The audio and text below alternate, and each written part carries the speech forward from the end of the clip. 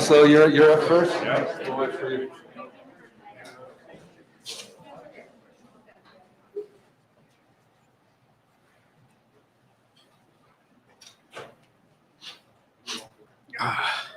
Good morning. Good morning, everyone. Buenos dias. Thank you, Governor Newsom, not only for joining us today, but for taking the time to visit a number of vaccination centers throughout the state in recognition of the scale and commitment that go with protecting 40 million Californians in an equitable way. At Altamed is currently vaccinating patients at several of our offices across Los Angeles and Orange County. For more than a decade, we have been a trusted medical provider and partner in Orange County, where at least 35% of the residents are Latinos, and the hardest hit population, and one which continues to be at the highest risk of contracting COVID-19 due to the essential role in sustaining the economy. We are proud to serve a diverse population, and through this pandemic, we have witnessed the unjust impact of the social vulnerabilities that they face. We understand the importance of creating equitable access not only to COVID testing and vaccinations, but to primary care to our patients and communities. Among those we serve, 66% of our patients and their families live in areas ranked in the highest 25% of crowding in California. 54% of our patients and their families live in areas where income falls at the bottom of the 25% among Californians. And 37% of our patients and their families live in areas that rank in the top 10% of areas with limited English proficiency. It is incredibly important that vaccines are quickly and efficiently rolled out and made accessible to every member of every household where they are eligible. That we promote the availability of vaccination dates and locations in the right language and by trusted messengers within each community. Accessibility is absolutely key to helping Californians safely return to normal. We must also acknowledge our systemic barriers like transportation and access to culturally and linguistically aligned providers in communities large and small across the state of California. Altamed has administered more than 8,000 vaccines in Orange County alone since we began vaccinating our patients in February. By design, community health centers are we are perfectly positioned to vaccinate our communities because this is already part of our primary care services at our facilities. For decades, we have met our communities where they are, and we will continue to do so as long as it is necessary. We have set up hotlines in English and Spanish and other languages, as well as provided phone banks to respond to the questions and assist their patients with making decisions with regards to vaccinations. We have always been a proud champion of accessible, affordable healthcare where it's most needed. And we are proud to be champions and looking as we roll out a safe and timely rollout of vaccinations. And we are particularly proud of our relationship with the governor and his staff. And I got to tell you, this man has been a champion for our communities. Not an easy task under any circumstance. Not an easy task to manage a pandemic in the times that we are living today. So, Governor, thank you very much for the outstanding job. It is indeed my pleasure now to introduce to you a gentleman that really does not need an introduction in this community or elsewhere in the state of California. It is my great pleasure to introduce to you the mayor of the city of Santana, Mayor Sarmiento.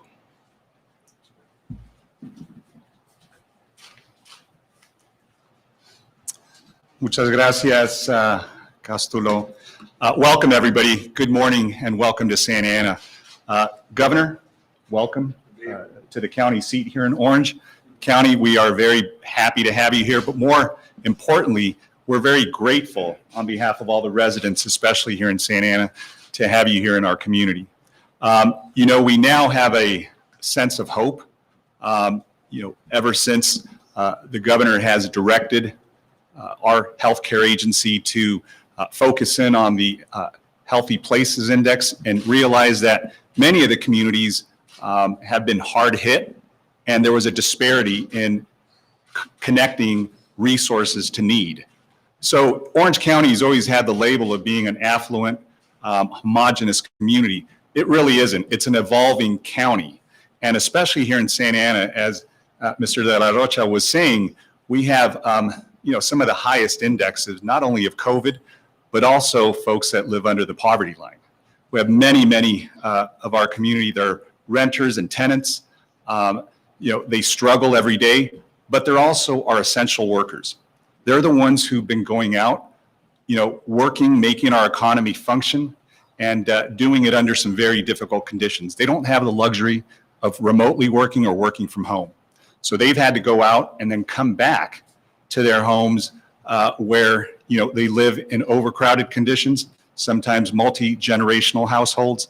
And then you have folks there that already had pre-COVID chronic health conditions. So this was the worst formula for some bad things to happen. So many of us saw this on the horizon.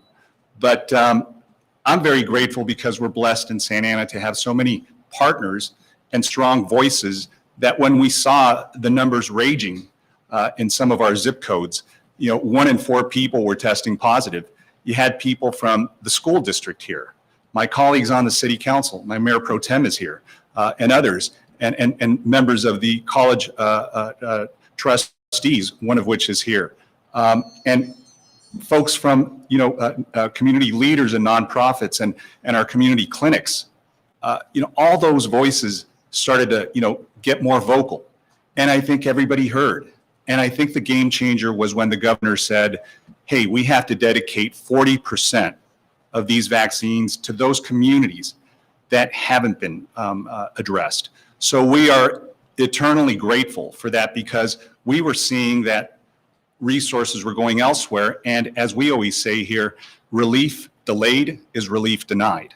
And so I think that now is, getting under control, and we're hopeful here. And we're extremely hopeful for all the ancillary support that's being provided to our tenants in rental assistance, to our small businesses, that many of which failed and are struggling. So those business grants, those resources to our renters and tenants, and getting our kids back to school safely. All those things are is a formula for recovery. So we are very optimistic.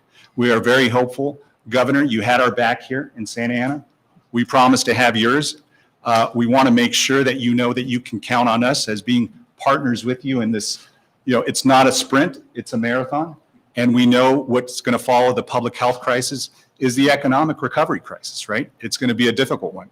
But know that as we've done this collectively, we're going to continue to move forward collectively and be successful. We live in one of the greatest states in the country, right? We see other states that are going sideways a little bit with their numbers, not us. So we want to thank the governor and his team for coming here to Orange County and for showing leadership here. And look, with no further delay, I'm just very, very happy to introduce the governor of our great state of California, Gavin Newsom. Thank you. Thank you, Mr. Mayor, and also thank you very much, all the Ultimate team. Thank you for the privilege and the opportunity to be with you today, Mr. Mayor. Thank you for not only your generous words, but thank you for raising the bar of expectations. The mayor's been very pointed, and appropriately so, in terms of his desire and demand that we do more for those that have been most acutely impacted by this pandemic. To put it in terms that are more easily digestible, to do more for the Latino community, that has been disproportionately impacted in terms of total number of cases and deaths related to this pandemic. We needed to do more. We needed to do better. The mayor wasn't shy about making that known publicly and privately, and appropriately so. And because of his voice, because of his leadership, because his desire to truly deliver on what we were promoting, equity, we were able to do just that on March 4th by acknowledging that the pace we were going, we were not going to do justice to our North Star, and that was addressing equity as it relates to vaccine administration and distribution. Now, that said, we still have a lot of work to do. We are mindful of that. We recognize we're not even close to where we need to be, but we were the first and the most bold state in America to lay a marker with that 40%, to commit to a cause, to truly be accountable and more transparent to delivering in communities, large and small, all across this state. And we're seeing progress every day on that goal. 30% increase in what we refer to as these healthy place indexes, the lowest quartile in terms of administered doses, but that's not enough. And we are mindful in an effort to do more, we've got to provide more partnerships with organizations like this, more opportunities and more points of engagement, not only with community-based organizations, but incredible leadership that is demonstrable in an organization that truly is trusted in communities all throughout Southern California, in particular here in Orange County, but also in LA County, and that's Ultimate. And it's a remarkable thing to see, to see generations, families. We were just downstairs, mother that was vaccinated, and a daughter that was coming in to get vaccinated. We were hearing stories. You were kind enough to offer stories about how 10, 12 folks would come in, one vehicle, all to get tested, only to find out everybody in that vehicle was testing positive. The ravages of this pandemic, not only identifying people are positive, but having to follow up to find out, as it was stated, people have literally lost their lives because of the deadliness of this pandemic. So it has been a challenging year. It goes without saying, but there really is, and Mayor, thank you for making this point. There's not just light at the end of the tunnel, there's bright light at the end of the tunnel.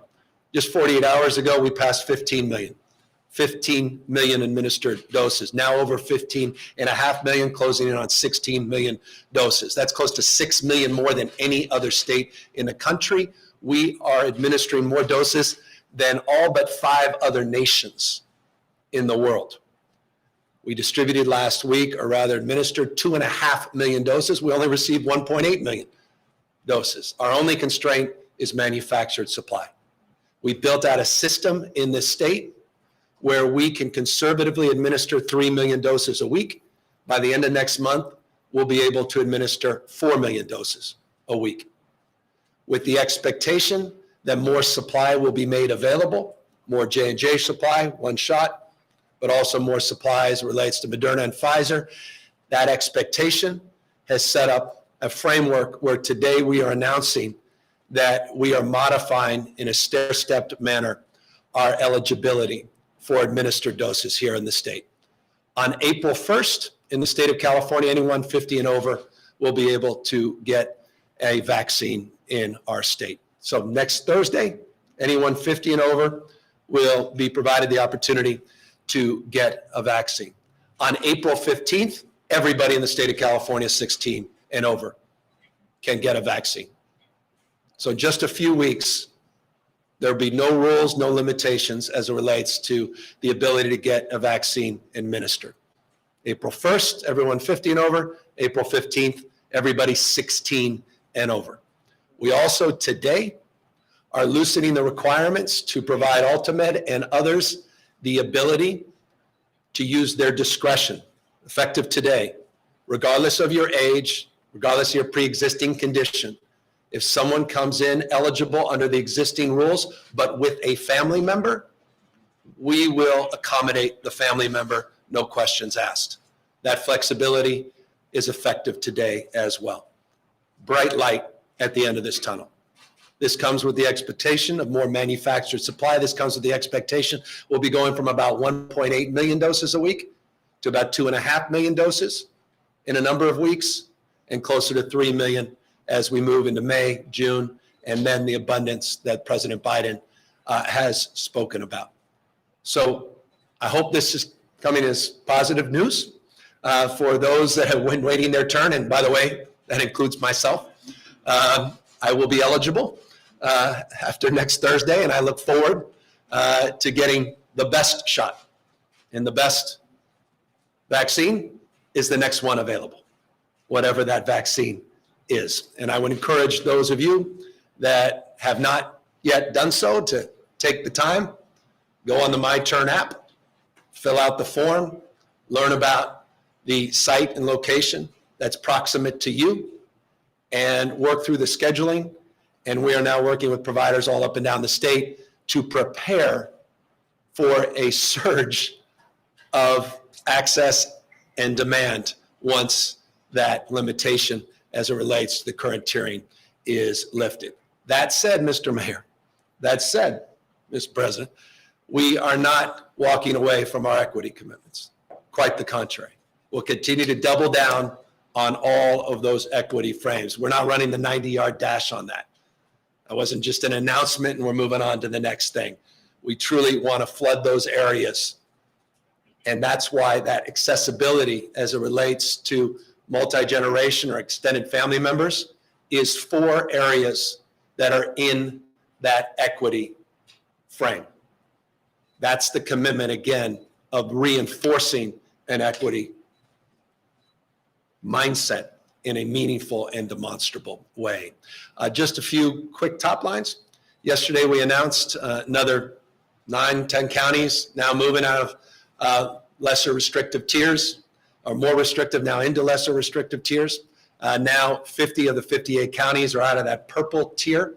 Many other counties moved into the orange tier from the red tier, and we're well on our way to a green tier in a foreseeable future. We're at 2% positivity today. There's only a couple states in America with lower positivity rate than the state of California. Our cases, a little over 2,200 today, showing stabilization as we've seen massive decompression in our hospitals and our ICUs as well. So these are encouraging signs, but we're mindful. We're monitoring 474 individuals that we have sequenced their genomes that have the UK variant. We now have 6 variants, 6 mutations from the Brazilian variant in the state, 4 from South Africa. We have a number of New York variants in California, and we have our own homegrown mutation, which is referred to as the West Coast variant. 8,800 as of today have been sequenced. These mutations should make us mindful of the moment we're in. This is not mission accomplished. We're not spiking the football. This is not time to take down your guard or literally, as is the case, take off your mask. The most potent and powerful thing you can continue to do is wear a face covering and let us work through the next number of weeks until we get to that place of abundance, moving away from the scarcity mindset where we can meaningfully begin to reopen the economy without the kinds of modifications that we're currently experiencing. Final 2 points.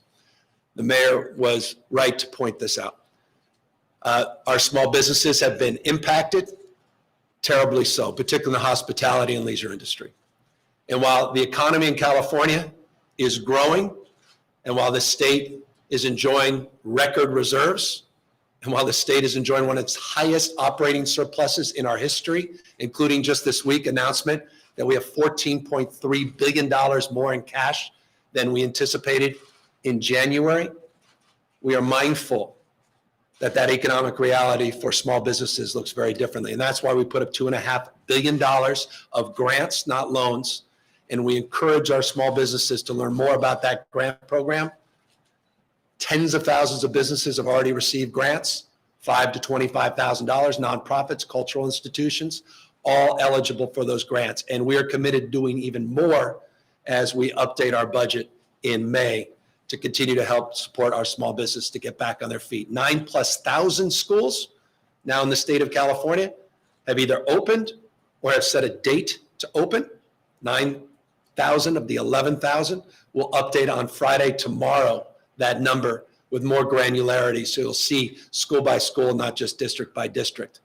And we are also seeing very, very positive signs across the spectrum as it relates to people feeling more optimistic, not only about their small business, the fact that reopening, about their schools reopening, but more and more confidence in their ability to once again breathe and once again feel a sense of optimism about their fate and future. And so, Mr. Mayor, I appreciate your comment about California, because one thing I know about what's going to happen in the state, we're not going to come back. We're going to come roaring back. Mark my words. This state is going to come roaring back. Bright light at the end of the tunnel. And it's folks like yourself that are doing incredible work every single day that are helping us get just one step closer to that day. And so thank you again to Ultimed, and thank you, Mr. Mayor, for your incredible leadership. And with that, we're happy to answer any questions. Take up the first question right here. Governor Vicky Vargas from NBCLA. Jumping off the concerns as we move through these tiers, a lot of questions remain. Even on what's printed out today, the yellow tier does not allow for 100% of anything.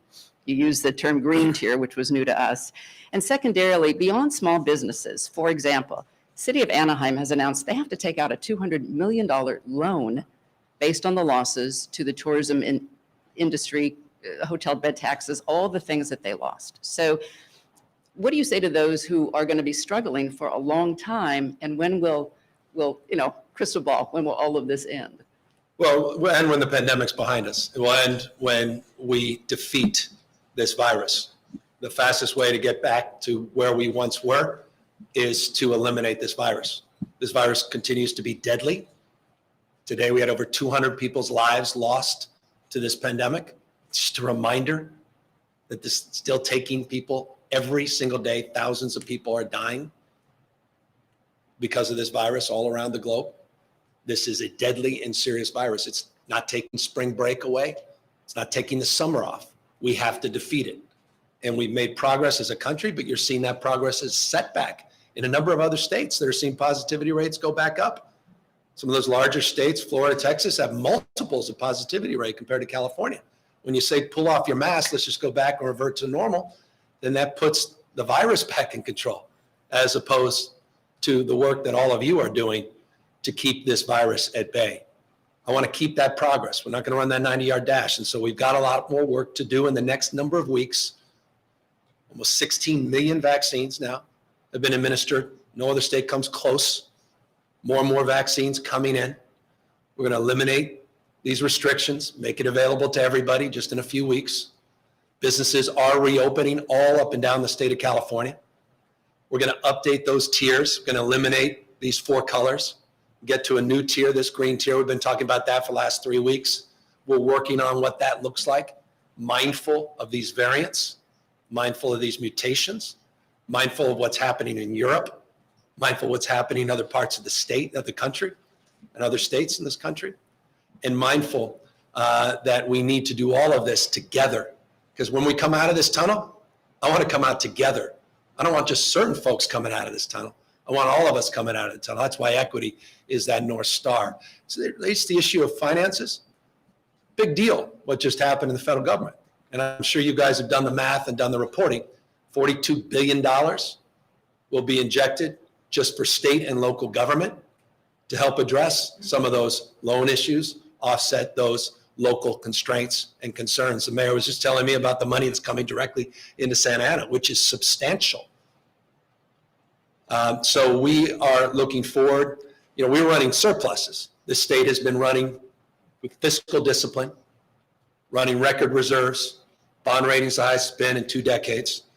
We're paying down pension obligations, $9.5 billion over the next few years. No other state in the country I know is putting $10 billion in general fund into paying long-term obligations. We're making progress, and now we're also the beneficiary of this stimulus, which will allow us to support cities, counties, communities, and businesses even more. Forgive that was a long answer, and you got to do a soundbite, so forgive me, but deserved a comprehensive response. Hi, Governor. Chip Yost with KTLA. Kind of a follow-up to that question and some of your comments there. The recall effort obviously making a big a deal about the closures during this whole pandemic. Looking back now with the benefit of being able to look back, do you have any regrets about the closures and some of the restrictions and orders you put in place during the pandemic? Would you have done anything different, maybe loosened up a little on some of the restrictions, knowing what you know now?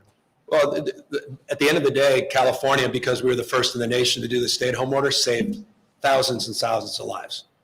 And that's objectively considered. Those aren't my words. Those are the words of the experts.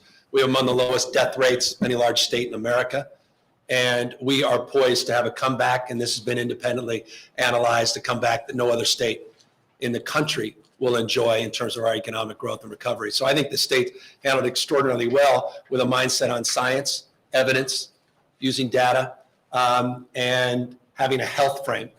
And I know a lot of other states are struggling still. A lot of states are running massive deficits. A lot of other states have huge death rates that are exponentially larger than California.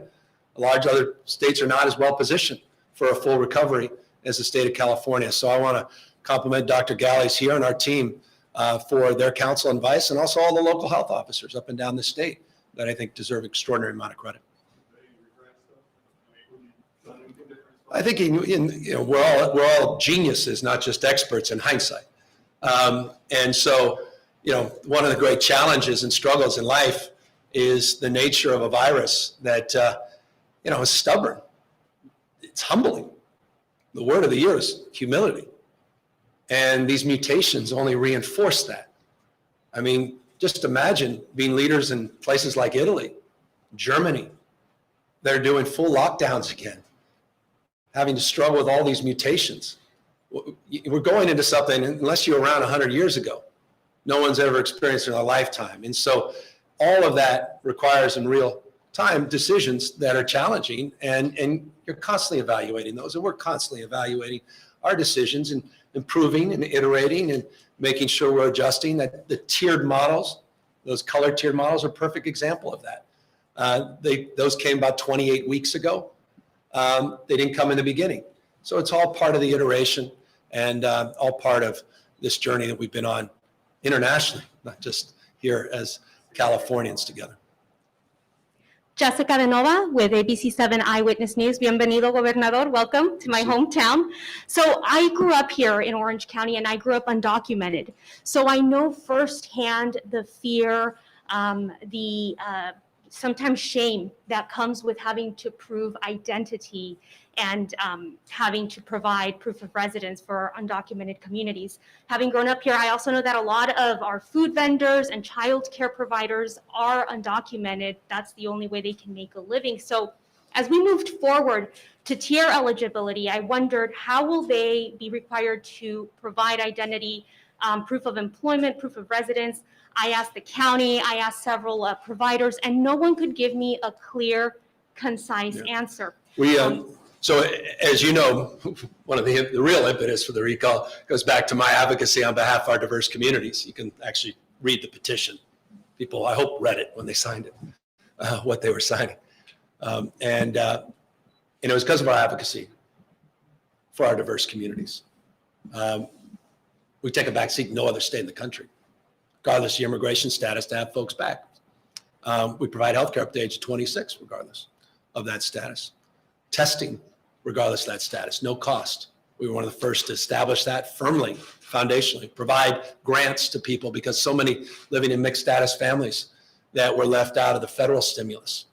And we provided 100+ million, 150 million in direct grants, raised philanthropic dollars, $50 million to help advance those efforts.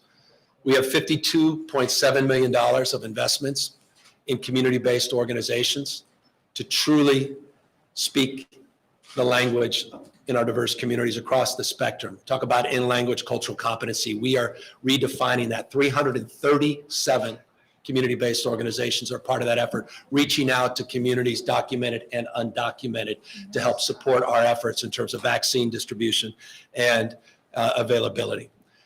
So our perspective is, from a health care perspective, we want everyone, regardless of their status, to get support. We have direct efforts for farm workers. I've been in the Central Valley a dozen times in the last few weeks.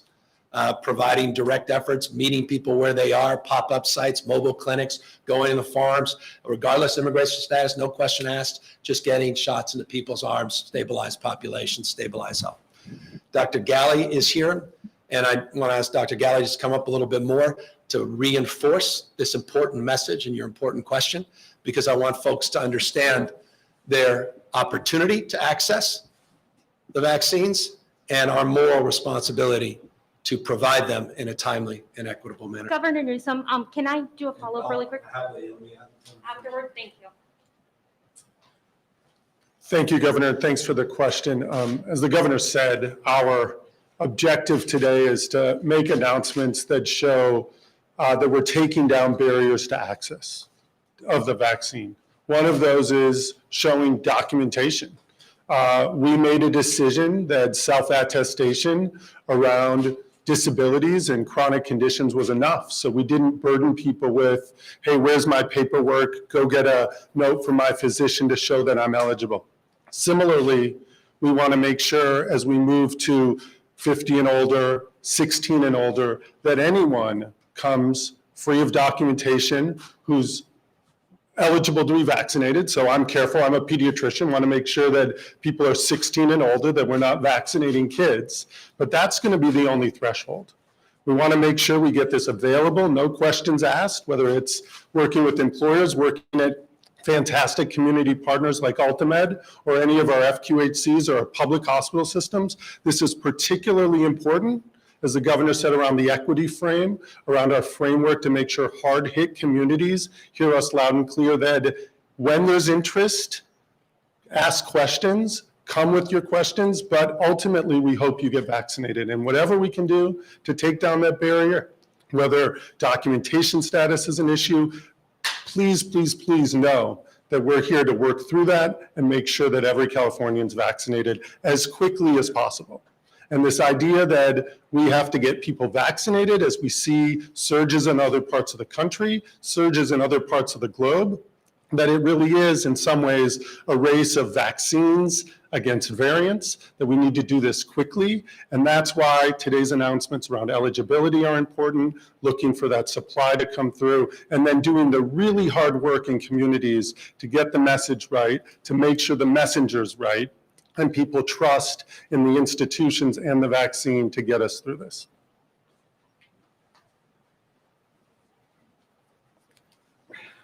I am Castulo de la Rocha, President and CEO of Altamed Health Services Corporation.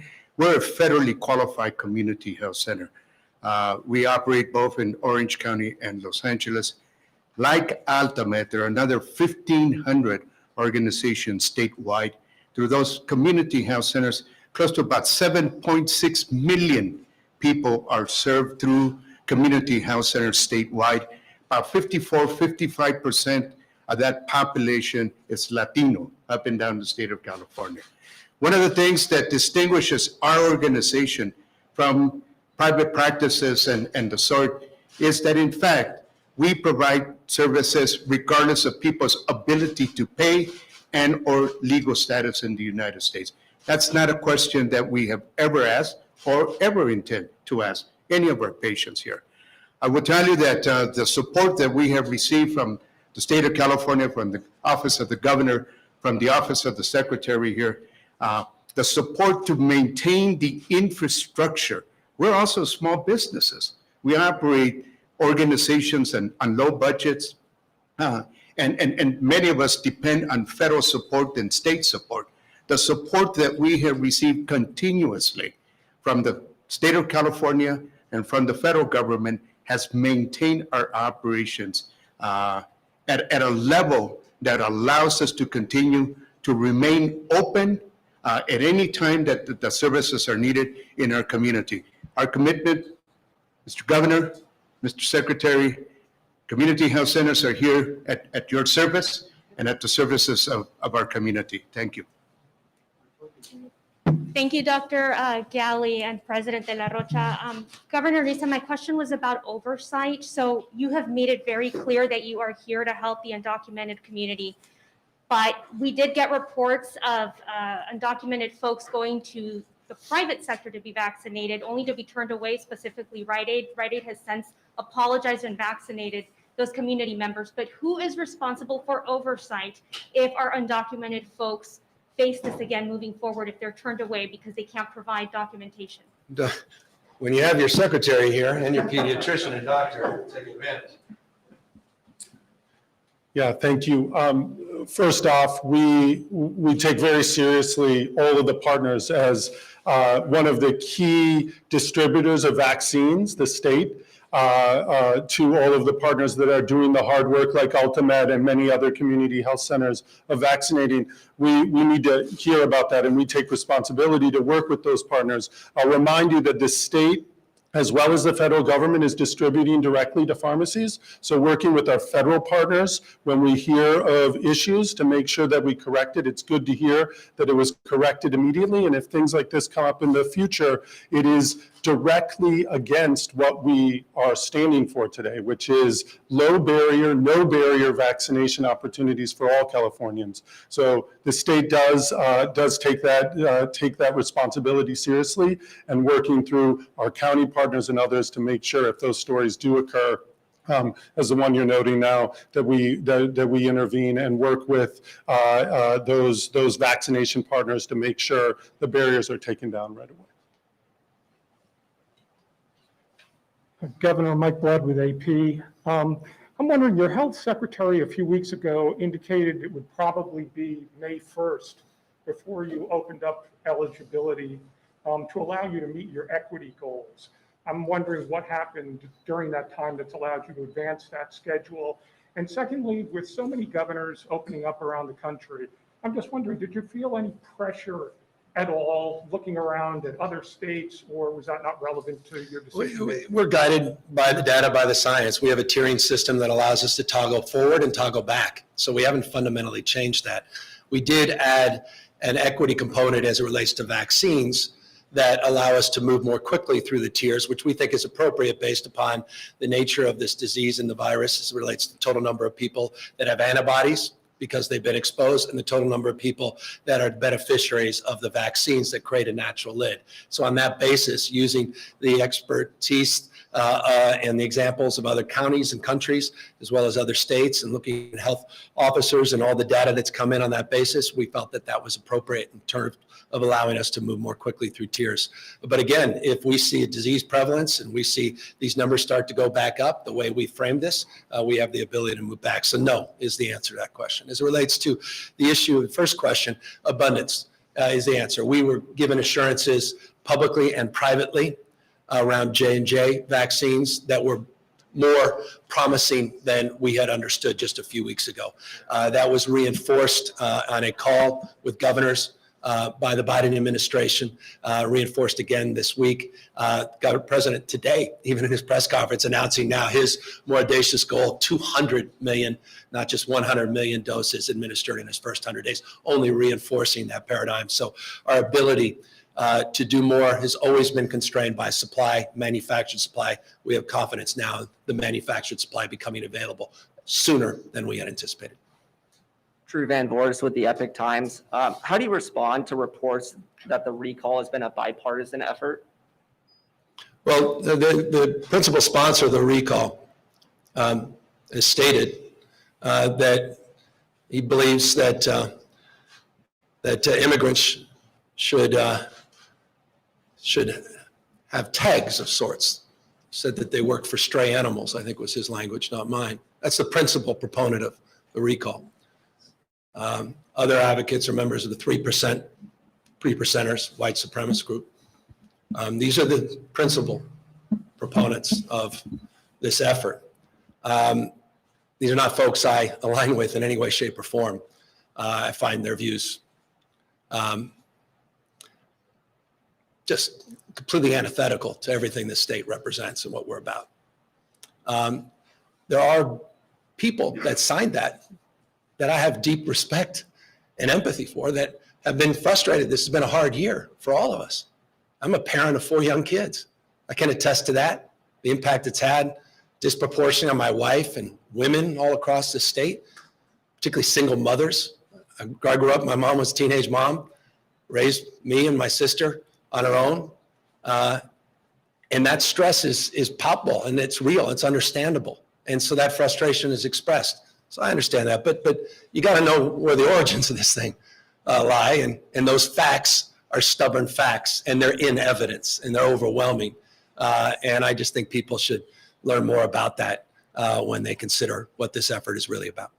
Okay, thank you, everybody. Is that it? Great. Thanks, so. Thank you, sir. We will move. My pleasure.